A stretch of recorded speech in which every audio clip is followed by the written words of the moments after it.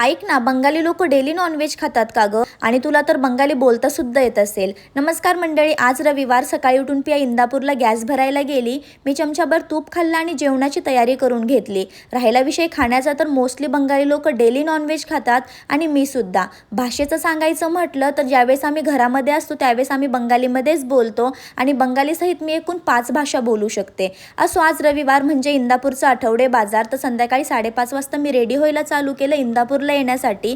इंदापूरला पोहोचून सगळ्यात अगोदर मी आले सागर जनरल स्टोअरमध्ये. काही गरजेच्या गोष्टी विकत घ्यायच्या होत्या, त्या घेतल्यानंतर मी आले बाजार तळामध्ये बाजार घेण्यासाठी. माझी एक सवय आहे की मी एक लिस्ट बनवून आणते, जेणेकरून मला बाजार घेणं खूप सोपं होऊन जातं. लिस्टनुसार सगळ्या गोष्टी एक एक करून घेतल्या आणि सकाळी मला पप्पांनी सांगितलं होतं की पोलीस स्टेशनच्या साईडला फणस विकायला आलेत. तिथं जाऊन बघितलं तर भरपूर फणस होते. त्यामधला एक पिकलेला फणस घेतला आणि घरासाठी निघाले. ज्यावेळेस मी घरी येत होते त्यावेळेस रस्त्यात मला हे माझे 2-3 फॉलोवर्स भेटले.